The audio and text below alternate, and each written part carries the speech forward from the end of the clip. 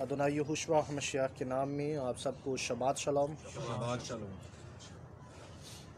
जो लोग हमें फेसबुक पर लाइव देख रहे हैं वो हमें यूट्यूब पर भी ज्वाइन कर सकते हैं। तोरा स्टडी टीवी के नाम से हमारा यूट्यूब चैनल है, उसे आप सब्सक्राइब कर सकते हैं। हम थोड़े ही अरसे में, चंद ही दिनों या 1-1.5 माह के अंदर यूट्यूब पर लाइव आया करेंगे। जितने लोग हमें यूट्यूब पर लाइव सुनना चाहते हैं, मेरी उनसे दरख्वास्त है कि वो हमारा चैनल सब्सक्राइब कर लें ताकि उनको लाइव जाने का नोटिफिकेशन मिल सके। हालेलुया। तो आज का जो वही उन्वान है, नूआख और इब्ने आदम के दिन, हम उसको कंटिन्यू करेंगे और पॉइंट नंबर आज 3 है। सो पॉइंट नंबर 3 में है जी, नूआख के दिनों में 666। नूआख के दिनों में 666। हालेलुया। अच्छा जी, नूआख के दिनों में 666 कैसे है, ये मैं फेसबुक पर भी तस्वीर की सूरत में सबको दे चुका हूँ, व्हाट्सएप पर भी सबको बता चुका हूँ कि ये किस तरह से है। और मज़ीद आप लोग देखना चाहते हैं तो ये वाइट बोर्ड पर मैंने बता दिया है और मज़ीद आपको बता देता हूँ। हालेलुया।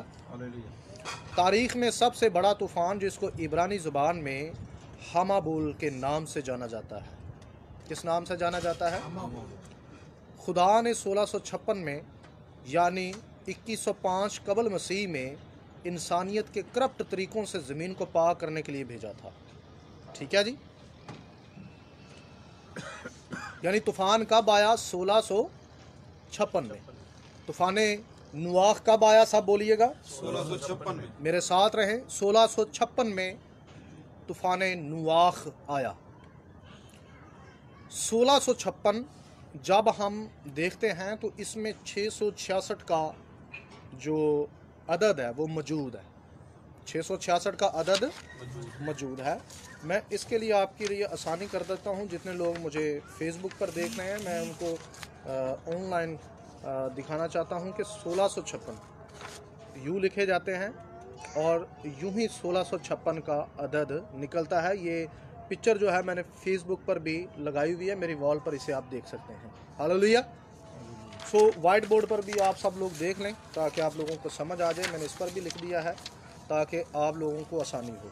बारू यशवा हमेशा यानी 1656 जब हम लिखते हैं तो ये लिखा जाता है 1, 6, 5 और 6। तो ये 666 कैसे निकलेगा? 1 और 6 और फिर 5 और फिर 6। इसमें 2 6 तो सीधे सीधे हैं और जब 5 और 1 को आप जमा करेंगे तो वो क्या बनेगा? 6 बनेगा। तो इस तरह से ये क्या होगा? 666 यानी 666।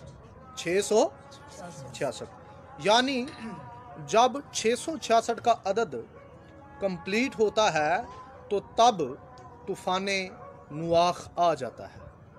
तूफ़ान नूआख आ जाता है। एक और बात आपको बताता चला जाऊं कि तूफ़ान नूआख जब आता है तो तब नूआख की जो उम्र होती है वो 600 साल होती है।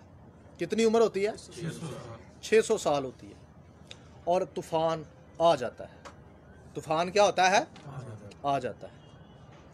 और आप सबको इस बात का इल्म है कि मतुसिलहा भी उसी साल में वफ़ात पाता है।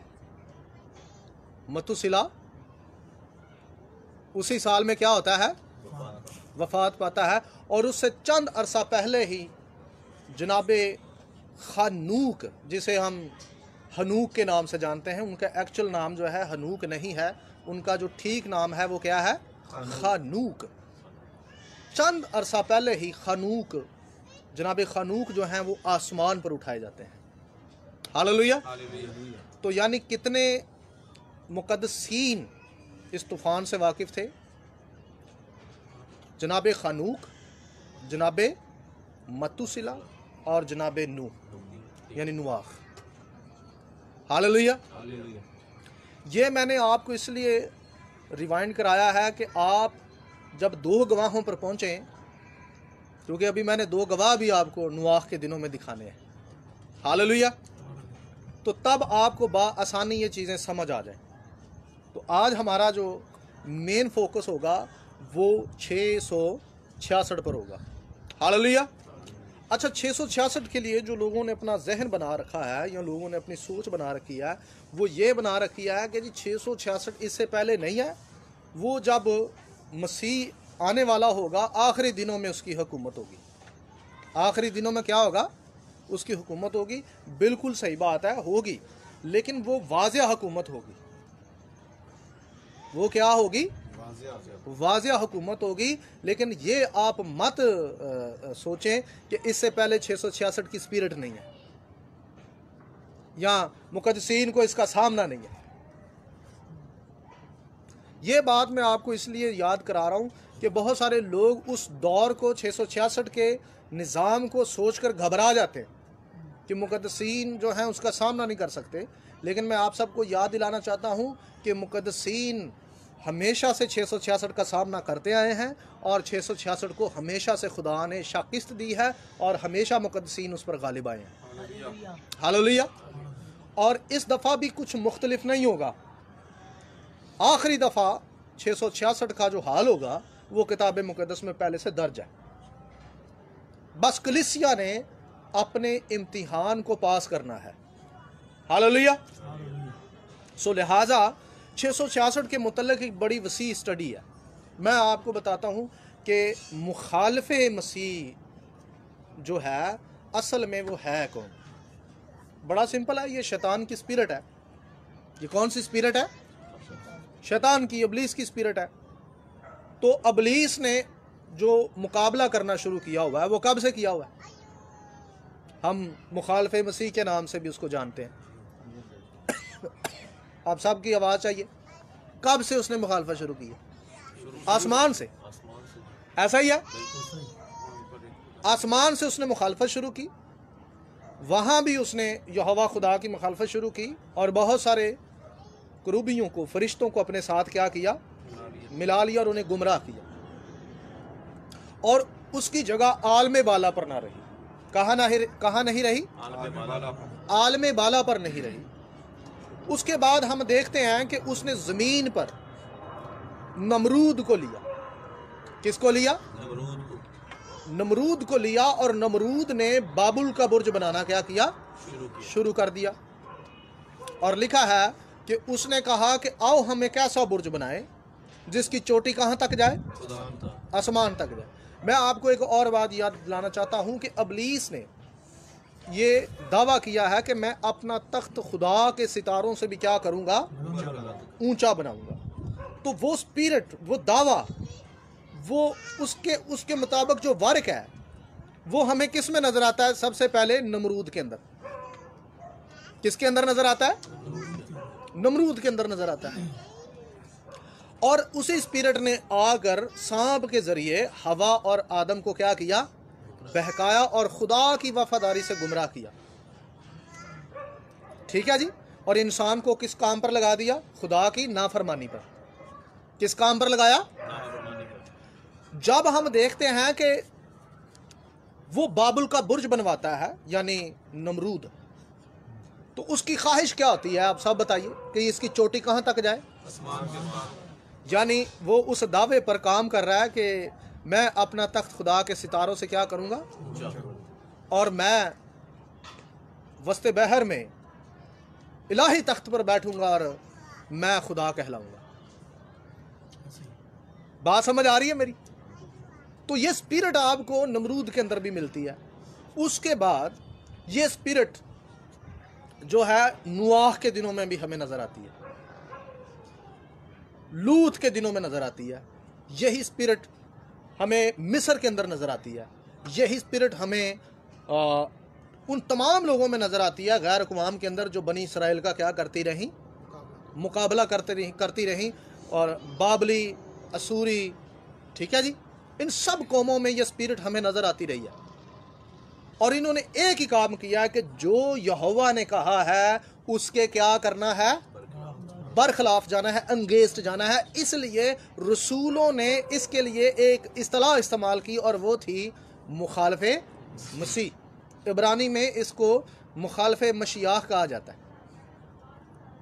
हालेलुया जी, यानी मशियाह का मुखालिफ। किसका मुखालिफ? तो ये हमेशा से इसका एक मंसूबा है कि ये हमेशा क्या करेगा?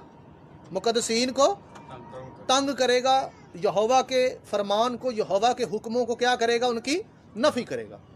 अब नूह के दिनों में क्या हुआ? नूह के दिनों में ऐसी शादियां हुई जो गैर फितरी थी, जो गैर शरई थी। लिखा है कि आदम के बेटों ने इंसान की बेटियों से क्या किया? ब्याह किया। मैंने जैसा कि बताया था कि ये आसमान से भेजे गए नेफिलिम फरिश्ते थे। कौन से फरिश्ते थे? नेफिलिम फरिश्ते थे। इन्होंने इंसान की बेटियों के साथ क्या किया? ब्याह किया, यानी गैर फितरी रिश्ते हुए जो निज़ाम के खिलाफ थे। अब जो मौजूदा दौर है, 6000 साल पूरे होने में इस वक्त इब्रानी और यहूदी कैलेंडर को हम जब देखते हैं तो उसको हम जब देखते हैं तो इसमें जो है टोटल जो साल बन रहे हैं वो है 5781 साल। कितने? 5781 साल। तो 6000 साल पूरे होने में भी बाकी कितने साल हैं? 219 साल।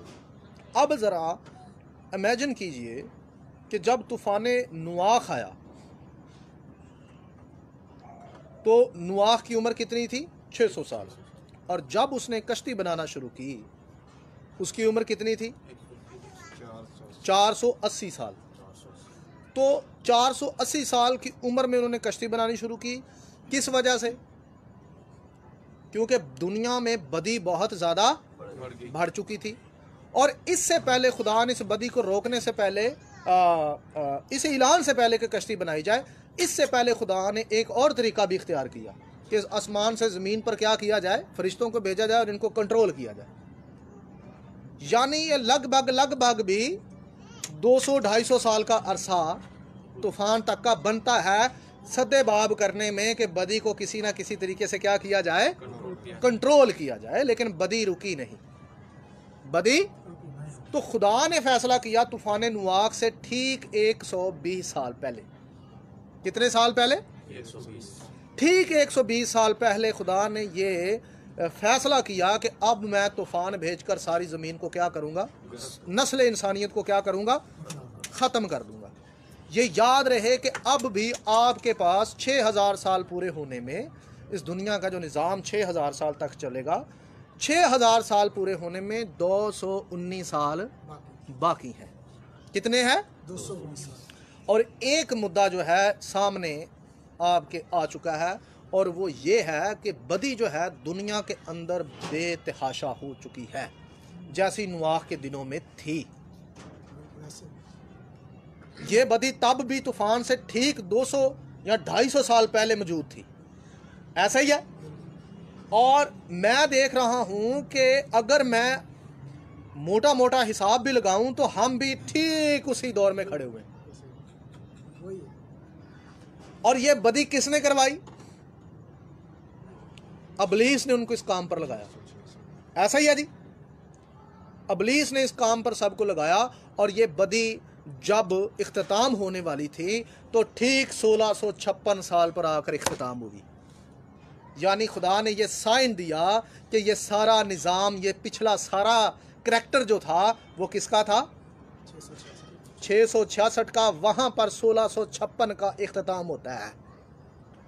हालेलुया। अजीजों, अब आगे बढ़ते हैं। इब्ने आदम के दिनों में 666, इब्ने आदम के दिनों में तूफान नूह सन 1656 में आया था। बिल्कुल इसी तरह जब 666 का दौर होगा तो इसका दौरे हुकूमत का इख्तिताम यहोशुआ हमशयाह अपनी आमद की तजल्ली से ख़त्म करेगा।